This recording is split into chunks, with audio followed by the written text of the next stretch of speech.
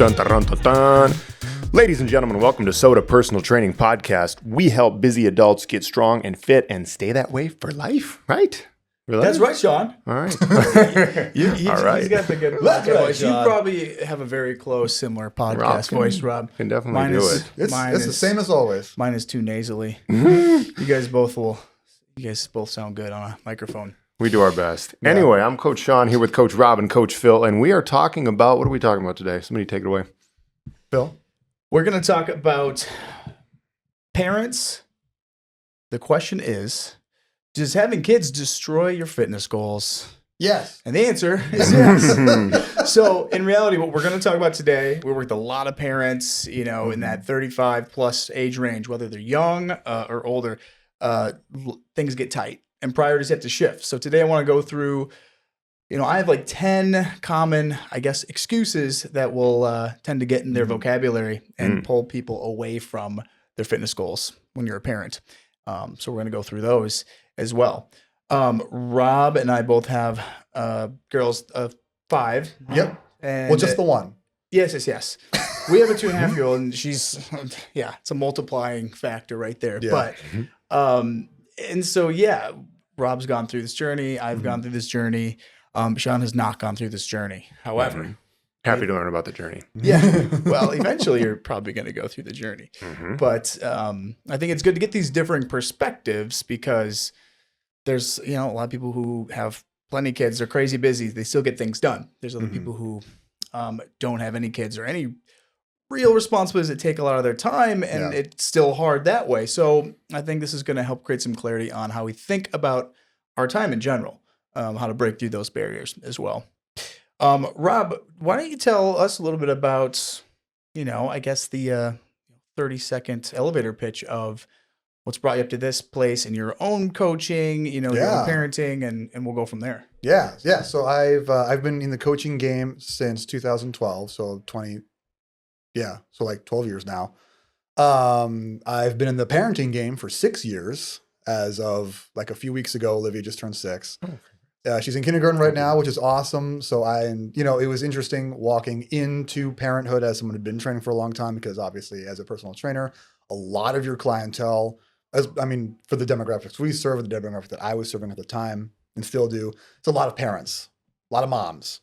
And the big thing that comes up is like, the thing that all, especially dads, is like, I don't have this time. I'm so tired all the time. It's like, what do I do? And then with moms, especially, it's like my body's gone through all these changes. Like, what does this mean for my future? Like my fitness, is like everything going to be the same ever again? And for every parent, it's like, you have this guilt thing. Like, how much time am I like allowed to spend on myself? Like, how do I budget myself, like emotionally, mentally, physically, all this stuff? And like a huge part of that walking in of the journey of becoming a parent and being a dad for the past 6 years has been learning about, like, here's all the things I was saying before I had a kid. And like, it was mostly correct and accurate. But now that I've been in the shit for so long, it's like, okay, it's time to like change my mind about a few things and have a much more, like, the way I think I coach now is much different than it was obviously 10, 12 years ago. Yep. A lot of things change in that time, or they should at least. Yep. And like now I think the way I coach and approach fitness is very moderate, very like just check the box as often as possible. Frequency has been the thing that I'm preaching a lot lately with myself. And not being so, I just had a podcast yesterday that I talked about the flexible wind states. And the thing that popped up to my brain was that if you're giving yourself an extremely narrow, Whoa! Technical difficulties. Our suction cup acoustic blanket just fell down. My safety Get that blanket. sucker on there. Give it a little squeeze. Okay, so there you go. Push it. Wait, so put the clip. This has to stay in. No, we don't. Yeah, we don't trim anything. We don't edit. That's right, dude. This is a professional podcast studio. Obviously. Those of you listening, it's got all the dramatic lighting. Sorry, Rob, go on. Anyways, as I was saying, the big takeaway that I found when I was talking about it was that if you're giving yourself a very narrow range of success, you're giving yourself a very wide range of failure. And that's not really going to help anybody, especially if you're a parent. You have so many other priorities that come up. It feels like your own sort of takes a backseat, but we know Yeah. That's not the case. Right. Yeah. No, you hit a lot of good points. And when I listened to that clip, you had a couple of really great things talking about that adjustable line of success, because being a parent forces you to become more flexible, or it's Yeah. just going to bend and break you if you aren't. Yes. For sure. Like you cannot plan on any level of consistency. Speaking Keep of going, everybody. I'll be the acoustics. So put the clip back up, Sean, and then put pressure, and then Just pull keep it down. going, Phil. I got this. Okay. Righty tighty, lefty loosey. So yeah, I really wanted your insight. I've been looking forward to doing this because, we love coaching people through and navigating these barriers and these obstacles. And it's really hard as a parent. That's the reality is it's not about you anymore. And that consistency that we once had, train. I always talked to Sean several times on these, train 5 days a week, same time, like do whatever I want. There's no rush to get anywhere. And now it's constant timelines and pressure. And how do we make it work? Yeah.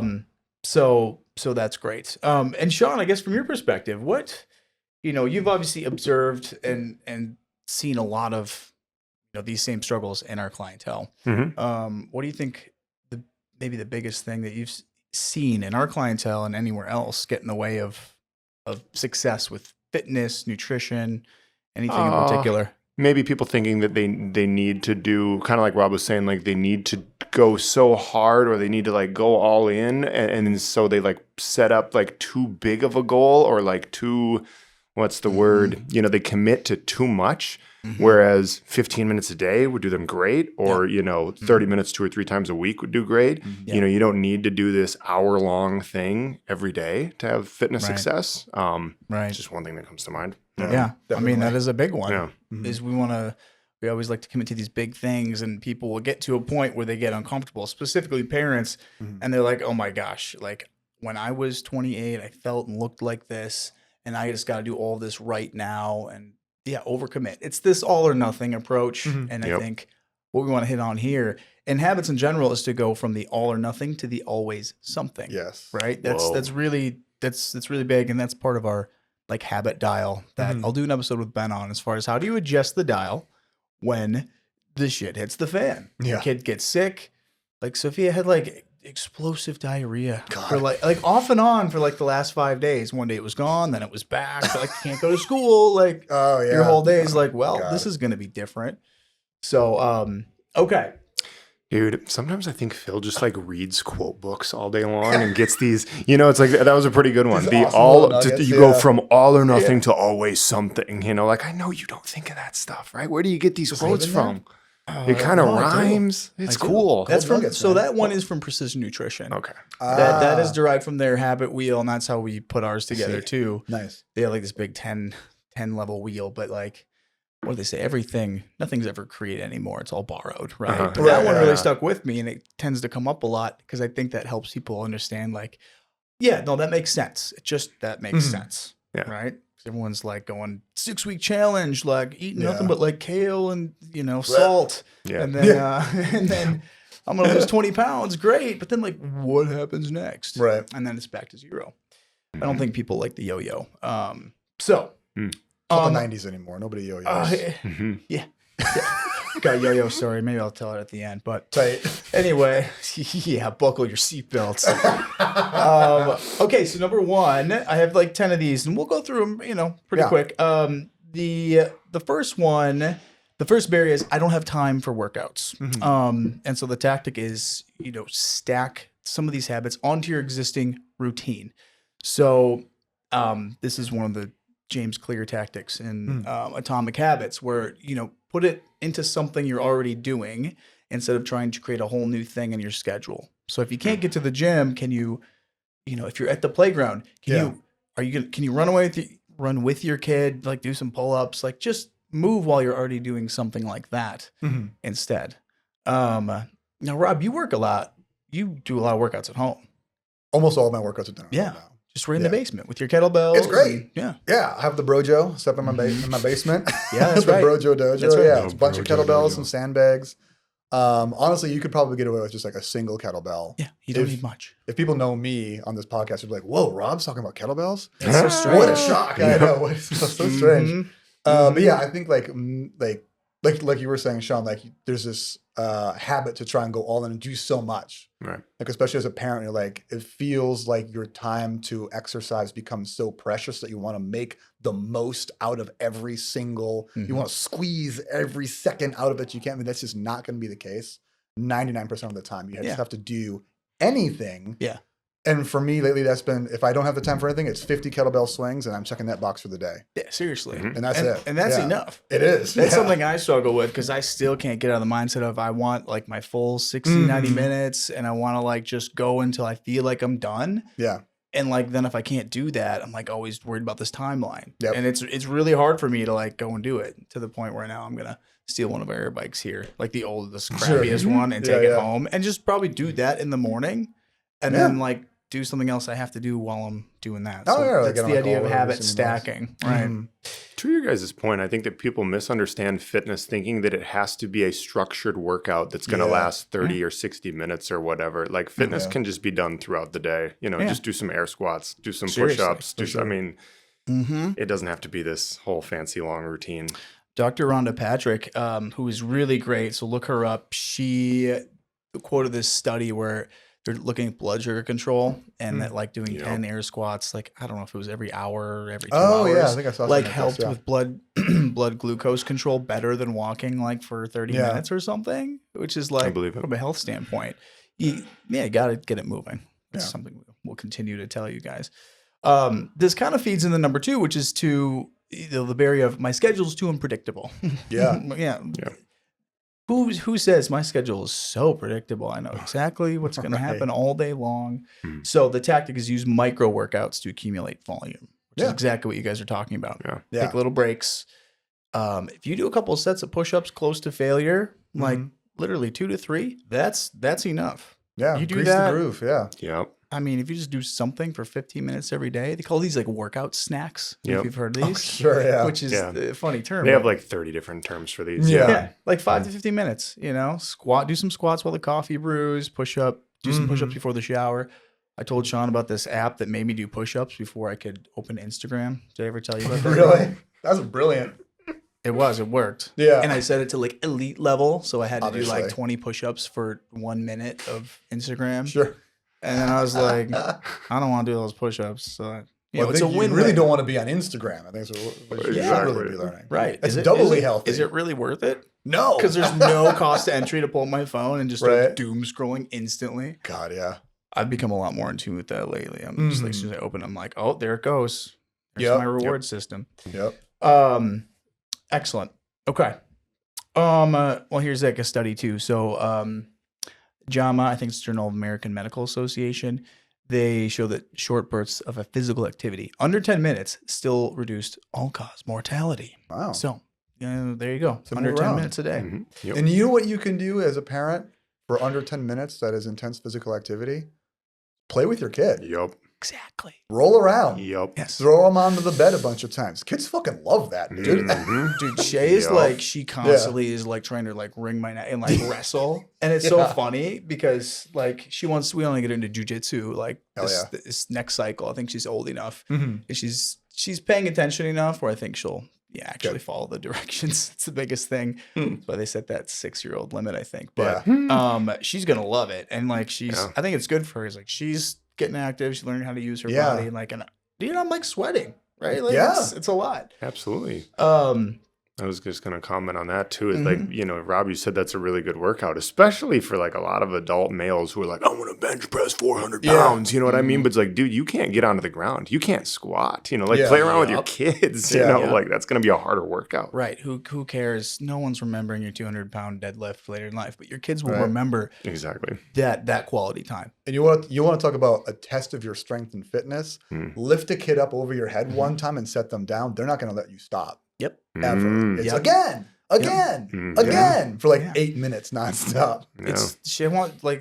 Said, throw me in the sky. And like, she was 20 pounds lighter when she started doing that. Now she still does it. And she's like getting taller. I'm like, this is like, I'm like actually using my legs. You're like Milo of Croton right now. You have to lift her. You get stronger as the kid gets bigger. That's right. That's right. Carry the bull every day. Exactly. That's exactly it. It's just shooting him in the sky. And then the other one wants it too, so there's no breaks. It's like intervals. Exactly, You yeah. know? Yep.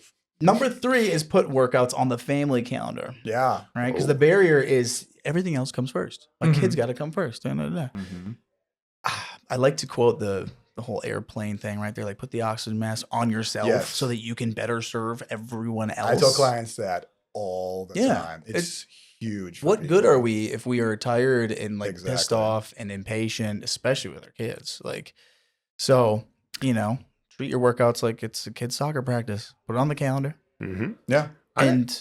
Go ahead, Sean. I have a question that I think is valuable for a lot of listeners is at what age do you think it's appropriate for your kids to start working out with you and doing like kind of the same things, same exercises? That's one of these 10 is like, why do we have to say this is just a thing for me? Like, sure, in a perfect world, that'd be great. But we have clients here all the time. They were well-behaved children, and they'll hang out during the large group session. They might have their, their shows on, but then they'll like pop in, do some squats, and then like deviate because 60 minutes is probably too long. Yeah. So a lot of people are like, I don't have childcare. Like, we don't have childcare, but we're like, no, it's not busy here to the point where it's going to be dangerous for a child. You can see them. Yeah. But can you bring your kid with you? Can they hang out? Mm-hmm. And if not, maybe it's important for them to understand, like, this is an important thing my, mommy, papa, daddy, whatever are doing. They see that and build a positive association with Can I the bring gym. Can I bring a parenting hot take?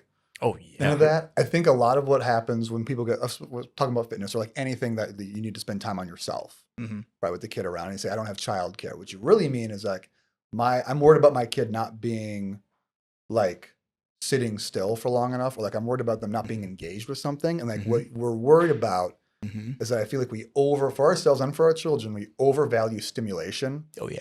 Like if many times I need to get a workout in, I have Olivia, Mo's at work or whatever.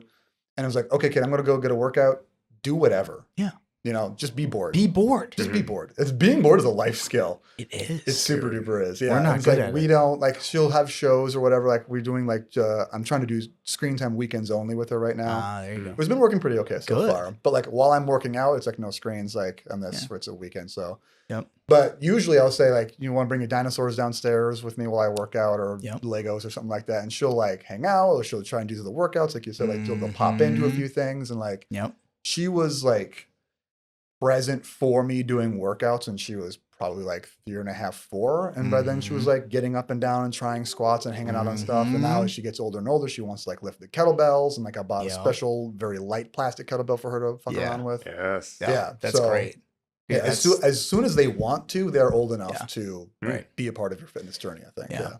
Well, what's so hard with all of our adult clients, right, is that this is also new to them. And I think one of the massive luxuries we have is as coaches, we understand how important it is to do early. And like a lot of us have grown up in some capacity with that. And now we get to give our kids this and like install it into their lifestyle. Yeah. And for them to see that and for it just to be normal.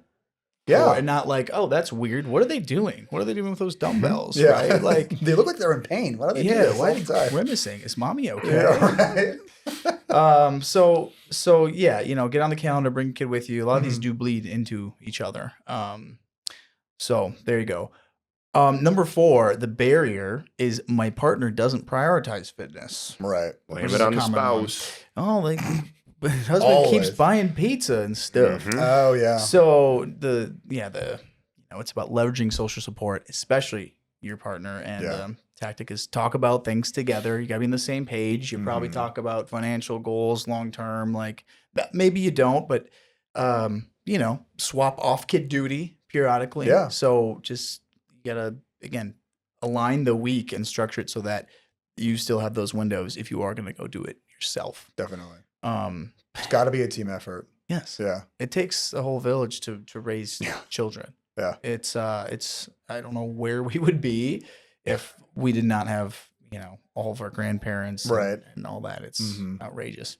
I will say it gets a lot easier once they're in school. Oh. Now that Olivia's in kindergarten, dude. Oh yeah. Dude, because I was like primary caregiver for her because Mo has a full-time job. She's a teacher. So like she'd be gone for most of the day and I would have Olivia all the time, which working here was great because my schedule can be so flexible. You you talk about having like my schedule so unpredictable. Like that was me for the first like 5.5 years of Olivia's life. And now that she's in kindergarten, it's like, oh, I've got so much time. Yeah, what am I gonna do? What am I gonna do with my hands? You know, take a knitting? No, I just work out more. You know, get a second job. So it's like, as a parent, you're never bored, but yeah. Knitting would really balance out all of your like swordsmanship stuff. Yeah. I'm doing jujitsu or playing It's Dungeons like the yin and to Dragons. the yang. Exactly. And I knit. And I crocheted this little Wooby bear, you know? Yeah. I like it. I love it. Rob's nickname here is Dungeon Master. Dungeon Master, Or Dragon Slayer. Yeah. Sometimes both. That's what your Wear many soda hats. jersey says. Yeah. It's pretty tight. Okay, number 5. The barrier is I'm not motivated. Okay. The tactic is train with a purpose, not just for aesthetics. So essentially, you want to anchor your training to something much deeper. This comes back to goal setting, mindset, finding that why. You just visualize your life when they are 10, 15, 20 years old. Imagine them with their kids down the road if they choose to have them. Do you want to see, your grandchildren get married, that sort of thing? And that's going to help make it a non-negotiable, like to make all this stuff work. Yeah. Mm-hmm. Also, more short term. If you think it's a pain in the ass to make time and effort for fitness right now with a kid, imagine the actual physical pain in your body that's happening all the time because you are not physically conditioned to the rigors of parenthood. Like the number of times, like I'm a fit person, the number of times I've busted up my back lifting a kid out of the tub or like throwing her overhead or something like that. Like, and that's happening to me, like I remember when Olivia was very young, she was a newborn. I'd wear her in the front pack all the time. And she would cry and cry and cry and cry. And the only thing that would make her settle down and go to sleep would be if I put her in the front pack and I walked the stairs for like 40 minutes. Yeah. So there's footage that Mo took of me in a video for her wearing. It's like I chugged a Monster energy drink. I was going to get a workout in, and Olivia was flipping out. So it's like, stick her in there. This is my workout today. So like for 90 minutes, I just walked up the stairs in our house, and the kids slept soundly, and Mo was able to like get a shower and like sleep and do the stuff. And that's what is so admirable about you, Rob, is like you have done such a great job with that. Like I've seen it, I've heard it from you. Like you've made fitness work across all barriers of parenthood. You're just like, well, and you did it with a really solid attitude. Maybe it was just survival, but that's how I viewed it. Definitely, yeah. It's definitely survival. Because I was talking about before we started the show about my view about how parenthood change. Because you said, does parenthood ruin your fitness goals? And I think that, and I said yes, obviously, but I think maybe that's a very small-minded way to say what I really want to say is that like parenthood forces you to change what fitness means to you, because it's not going to be six-pack abs and popping pecs and rippling deltoids and like your glute whatever. What it means is like you have to be operational, physically and mentally operational more than ever for longer than ever, because the stakes are higher than ever. If I'm single, if I'm 28, whatever, and shut up, phone. Fucking telemarketers. So if I'm 28 and I'm just like getting married or I'm dating or whatever, and like I just don't feel like being operational that day, like I'm at 99%, that's fine, whatever. Now, if I stayed up too late, if I'm partying, I don't even party. I'm 37 years old. If I have more than one beer, the next day I'm going to be hungover. I'm toast. Like, it's not just I have a bad day. It's Olivia now is having a really bad day because dad's in a bad mood. Dad's in a bad place. And that's not what I want for my kid. I need to be able to show up and like give my best and give my all. And part of that is physical conditioning myself, like I said, to the rigors of parenthood. It's an extreme sport. It's a contact sport. That's a great way to put it. It's full-on contact. It challenges every facet of our being, I think. And it is the most challenging thing I've ever gone through. It's also been the most rewarding. And so it really forces you to just make a decision. It's like I either give a shit about these things or I don't. And like most of life, it's kind of choose the difficult stuff now or choose it later. Or have it be forced upon you later, Great. Okay. Number 6, the barrier is I missed my whole routine, so I skipped it entirely. That's me, 100%. If I can't go do it all 100% perfect. Thinking? What are you doing, Phil? Black and white thinking? I've told Phil, I'm just got to cut you off, Phil. Like I told you 1,000 times in here that like you are a gym owner. Like, how hard is it to just sneak over there and do only we had a like place to go work 5 out, minutes dude. of exercise? Get an exercise snack. It feels like, no, I don't want to do that. I want to It's do a my different 90-minute mode for me. routine. Mm-hmm. Phil, work. I want to be that guy who's like, hood on, like listen to, Lose Yourself by Eminem, like in the gym by myself. Yep. No one talks He's to got me. the I'm pump cover probably, on. I probably Yeah. look Yeah. intimidating. No, it's just, that's my space for like myself, right? And I Mhm. talk to so many people all day long, all the time, solving problems, Oh, yeah. parenting, whatever, that it's just like, that's one of the only times that I have. So I don't really want to. And I can't be in here and do that when somebody walks in, a client walks in, Right. like I'm on. I have to be Yeah. on. That's my job. This is a tough gig. It's very forward facing and it's Mhm. service. So anyway, yeah, get off my back. No, I'm just kidding. No, you're absolutely right. And I tell myself that a lot. I'm like, there's so much awesome stuff here. Like I would go to this gym and I'm like, this is stuff I want to use. And I have a So few do it. times. I know. There you go. I think me This and is Rob my are on the same struggle. page. This Like, is the struggle in the flesh. Yeah. 10 excuses that everybody else makes and one excuse that Phil Phil makes. makes. I don't like working out of my own gym and there's other people that I don't like I it. know. It's a ridiculous first world problem. Yeah. All right. Yeah. It doesn't have a hack squat. Yeah. It's a real thing. So the tactic for my bullshit excuse is to use good enough workouts, There you go. right? That's what you mentioned before. Like a 50-minute good enough is way better than zero. Yeah. That's the rut people will find themselves in. It's like, again, if I don't have enough time, whatever. Get in the reps, not perfection. Yep. Number 7, the barrier is I'm too tired. You're gonna be tired. We're all You're gonna be tired, tired for 18 bro. years, probably more. Yeah. So the tactic is set trigger habits around sleep Ooh. and energy. Whoa. So you want to focus on sleep hygiene first. Yeah. Screen time. Use a wind down routine. Limit late. Caffeine. Don't have caffeine after noon. But have a lot of it before noon. I'm sorry. Go on. Yeah, Go on. that's alcohol. Alcohol Go on. before noon. Okay, that's what we talked about on the last one. If Yeah, you're going to yeah. get wasted, do it early. Yeah, Do it exactly. early. It's Can't the drink all best day time and to then start in drink. the morning. The best time to drink is before, like as early as possible, as soon as you open your eyes. Definitely. But no, there's a sports medicine review research piece. It says sleep quality directly impacts strength, recovery, training, consistency. Oh, for sure. Yeah. When you feel better, you do other things that help you feel Yeah. better. So Sleep's a big deal. we're gonna keep everybody. talking Sleep is the about it for a hack. Sleep long is the time, magic just potion, to for sure. just to be repetitive. It's a big focus. Go to sleep. Go to sleep. I've shared this before. I think the hard thing about parenting is when we're on all day long and Yeah. the kids finally go to bed. It's like, oh, it's me time. Like it's time to do the like mindless, like brain melting Yup. scrolling, and all of a sudden it's like, oh Yeah. shit, it's 90 minutes. I have to still brush my teeth and take a shower, and all of a sudden, oh, it's midnight. What happened? And that happens perpetually. Oh, yeah. It's a Forever. positive feedback loop. More of it feeds itself, Mhm. right? So you have to nip it somewhere. Revenge procrastination. What's that? Revenge procrastination. Oh, That's yeah. what that's called. Yeah. Revenge, Yes. Yeah. procrastination. Mhm. Whoa, I got to think that through. You guys keep going. Okay, number 8. There you have it. So the barrier is I can't find childcare. So the tactic is include your kids in the workout. go. Okay, make Yeah. workouts a game. Do Oh, stuff at that's a home. game. Get some cones. Have them run some drills. Yeah. Have them run killers. That's what I do. They'll Just get, kidding. they'll get nice and tired.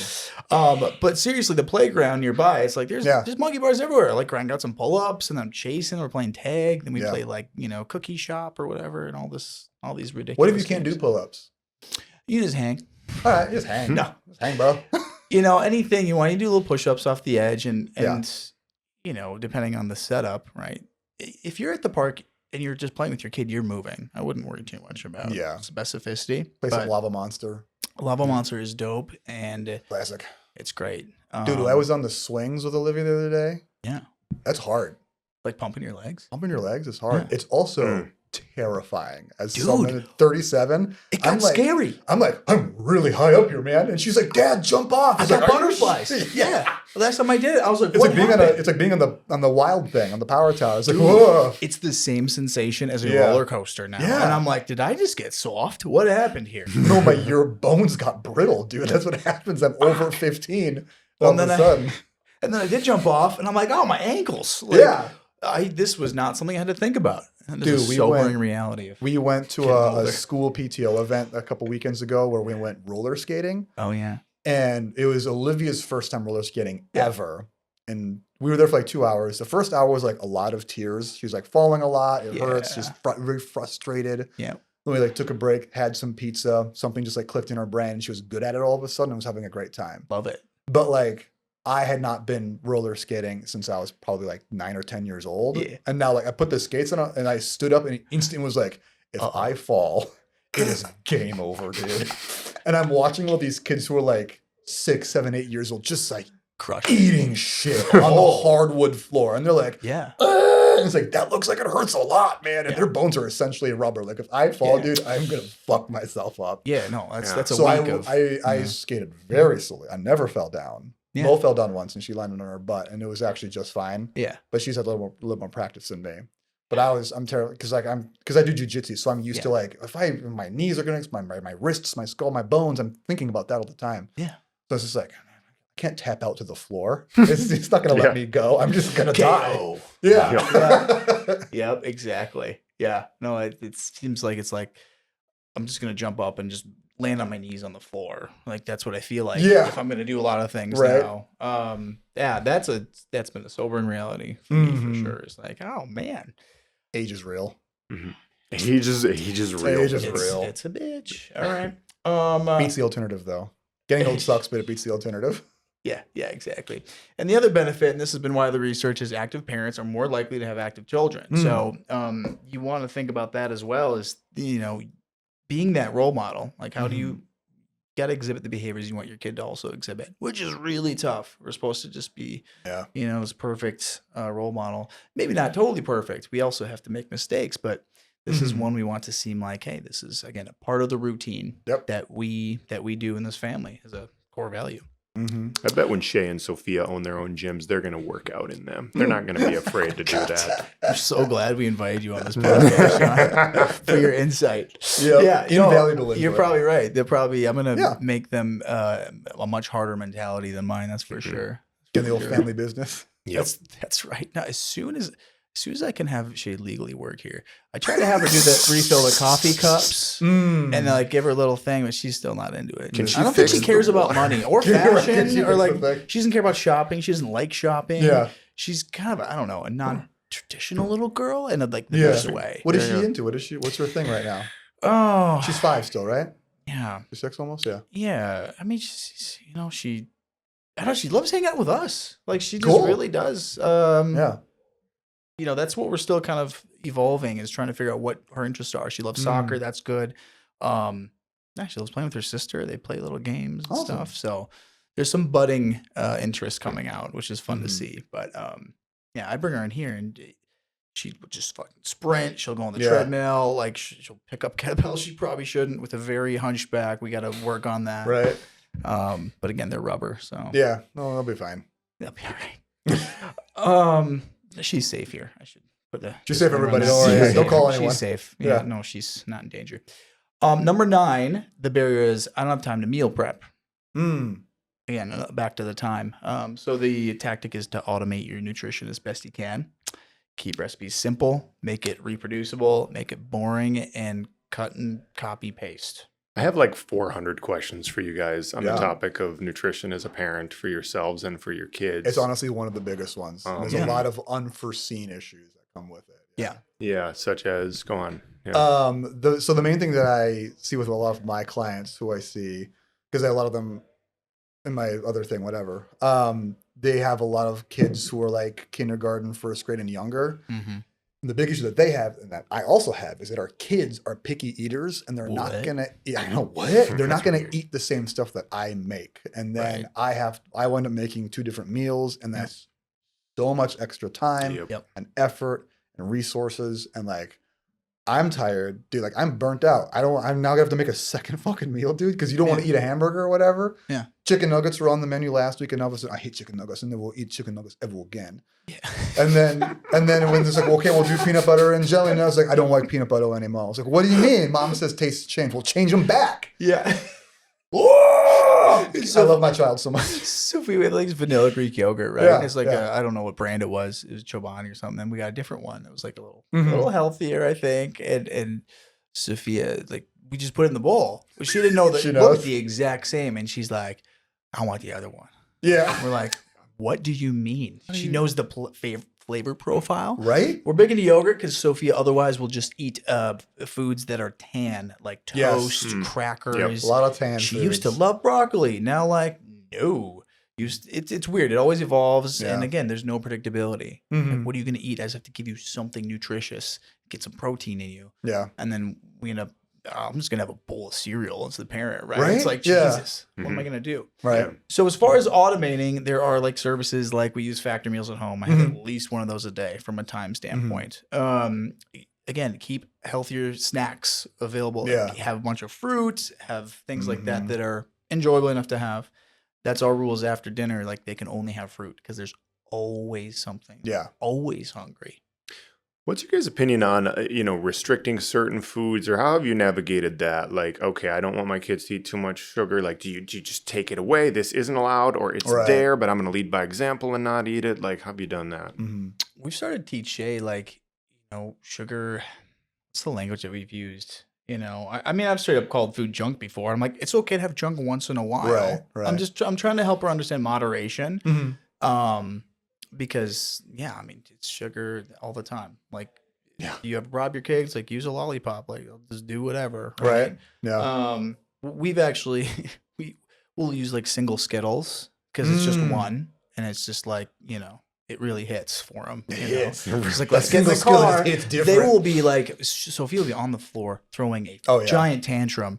Like, we're never coming back from this one. And then I get like a yellow Skittle. And I'm like, Yeah. you want this Skittle if we get in the car? No. Which I know is not a perfect tactic, but Right. when you're surviving and you're also late, The tactic that works. it's like, the one it's that one works. Skittle, Yeah. Yeah. whatever. But as far as kids, we don't want to restrict much of anything. We Mhm. just want them to like develop their own relationship with food. Definitely. And then when they get to middle school, it's all especially for girls, it's gonna get screwed up. So I don't Yeah. know what we're gonna do yet. Just try to give them enough self-esteem that they care at least a little bit less about what the bullies are gonna say. Yeah, we talk a lot about like the word, because I've been trying to be extremely intentional about my word choice, because she does like, why can't I have ice cream for dinner? And it's like the word that I always use is nutrition. We want nutrients, Right. right? And it's like sugary foods taste good, but they don't have a lot of nutrients. So you want dessert, you have to eat your nutrients first. You got to eat the eggs, you got to eat your spinach, whatever. Yeah. Because it's good for your body, and we want your body to be big and strong. It helps you to be healthy. It helps you to grow up. You want to be strong like mommy. Like, you need to eat stuff. Like, here's mommy eating the nutrients foods. And like at grandma's house, she gets treats all the time, and she gets dessert every meal, because that's just how they grew up with dessert after every meal. We do dessert every now and then. Yeah. And it'll be an ice cream, or she'll have like leftover stuff from like Valentine's Day or Halloween, or like, you can have one treat from your bag, and we try not to tie it to behaviors like, you were good today, so now you're getting right, because that's such a like an easy trap to fall into, that insidious thing. Like, you were good, you were naughty today, so you don't get food or whatever. Right. Like, that's fucked up. You were bad today, so you don't get food. Like, that's what their brain hears when you say like, you weren't good enough, so you don't get dessert. Right. So we try and be very like behavior, like that's removed from like what happens at the dinner table as far as nutrition goes, food goes. Yep. And really hammering home, like, we talk about protein a lot. Yep. Because she doesn't like to eat meat. She doesn't like to eat chicken or eggs or fish or anything with protein in it. But she likes to talk about, because she sees me work out all the time, and she talks about like, I want to get big muscles. She's like, I want to get jacked. Yeah. So like, you gotta eat protein, kid. That's what the eggs are about. That's what the breakfast is for, and stuff like that. So it's the habits will come when it's important to them. Yeah. And we have to, I think, be able to facilitate their ability to make an informed decision when that time comes. Totally. And that starts so early. Totally. Yeah. Have you found certain things that like influence their taste buds? You know what I mean? Like, they shift every day, Sean. Yeah, exactly. Yeah, because it does change so fast and so often. Yeah. She used to love blackberries, and then the other day she goes, bleh! Like, I'm like, what? What do you mean? This is your favorite fruit. Yeah. In like a second. But yeah, I think I love what you're saying there, Rob. I mean, we follow a lot of the same principles, because it's hard. It's like, what's the right thing to do as far as how we teach them about that relationship with food? And we try to always positively frame things. Like, it's not like, well, this is just bad. Right. But it's like, well, we're going to have protein because she loves playing soccer. I'm like, you want to be faster when you play soccer? And she's like, yeah. like, well, let's eat this so you can build muscle and be Yeah. strong. And they're always flexing. And, you know, it's like toxic masculinity in like a 5-year-old girl, Right, which yeah. I think totally negates all of the negatives. Right, You know? definitely. It's worth it. It's like we need more little girls like that. Definitely. Excellent. And you know, as far as your parents, it all came back to the kids, as it Yeah. always does. Yes. Is Right. you know, if you can allocate an hour on the weekend to prep Mhm. something. But what we do is keep it super simple. Like just eat robotic. We Yep. have eggs and fruit for breakfast. You know, like oatmeal, like quick things. We use factory meals for lunch, and then dinner's the only meal we really have to cook. Yeah. And like that's very achievable. And we're still eating pretty darn, you know, close to how we want to as far as whole foods and stuff like that. Yeah. So you just gotta don't complicate it. It's called decision fatigue. What are we gonna Yup. have? What are we gonna have for dinner? It's like kids probably don't care nearly as much as we think they do about it. Yeah. Our kids aren't gonna eat a quarter of the dinner anyways. They're not going to eat it anyways. So, Yeah. you know, This is a big turning point for me. Yeah. what we've always done, what I think our doctor told us is, you know, our job is to provide the food. It's their job to eat it. You can't 100%. force them to eat. The whole clean plate club thing is now Yup. like that was something I grew up with Yep. because that was a generational thing from our grandparents. Yup. You don't waste food. Yeah. And Yeah. now it's like just we're gonna eat. We don't overserve them. Like Yeah. that can start to create some bad Mhm. some bad relationships with our food too.